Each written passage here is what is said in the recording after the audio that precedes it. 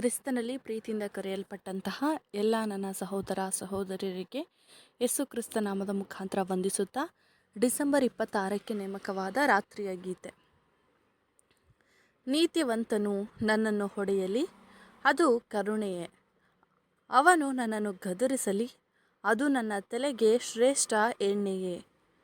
ಅದನ್ನು ನನ್ನ ತಲೆ ಬೇಡವೆನ್ನದಿರಲಿ. ಕೀರ್ತನೆಗಳು 141ನೇ ಅಧ್ಯಾಯ 5ನೇ ವಚನ. ನೀತಿವಂತನು ಎಂಬ ಪದದ ಈ ಬಳಕೆಯಲ್ಲಿ ಯಾರೆಲ್ಲ ತಿದ್ದಲ್ಪಡುತ್ತಾರೋ ಅಂಥವರ ಒಳಿತಿಗಾಗಿ ಸಹಾಯವಾಗುವ ಹಾಗೆ ಎಲ್ಲ ಕರ್ತನ ಜನರು ನೀತಿಯಲ್ಲಿ ಖಂಡನೆ ಮತ್ತು ತಿದ್ದುಪಡಿಯನ್ನು ನೀಡಲು ಶಕ್ತರಾಗಬೇಕು ಎಂದು ಈ ವಾಕ್ಯವು ಸೂಚಿಸುವಂತೆ ತೋರುತ್ತದೆ. ಅದು ಒಂದು ರೀತಿಯಲ್ಲಿ ಸಾಂತ್ವನ, ಆಶೀರ್ವಾದ ಮತ್ತು ಉಲ್ಲಾಸವನ್ನು ತರುವ ರೀತಿಯಲ್ಲಿರಬೇಕು.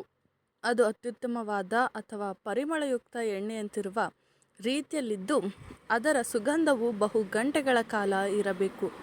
ಇಲ್ಲಿ ನಮ್ಮ ಮನಸ್ಸಿನ ಮುಂದೆ ಈ ಆಲೋಚನೆಯ ಮೂಲಕ ನಮಗೆ ಒಂದು ಅಮೂಲ್ಯವಾದ ಪಾಠವಿದೆ. ಮೊದಲನೆಯದಾಗಿ, ನಾವು ಕರ್ತನ ತಿದ್ದುಪಡಿಗಳನ್ನು ಸ್ವೀಕರಿಸುವವರಾಗಬೇಕು ಮತ್ತು ನಮ್ಮಲ್ಲಿ ಯಾವುದೇ ರೀತಿಯಾದ ತಪ್ಪಿದ್ದರೆ ಅದನ್ನು ಸರಿಪಡಿಸಿಕೊಳ್ಳಲು ನಾವು ಸಂತೋಷವುಳ್ಳವರಾಗಿರಬೇಕು.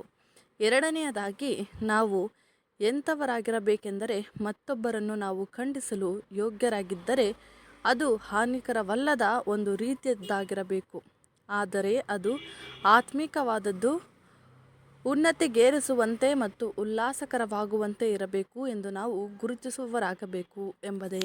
ಆಮೆನ್.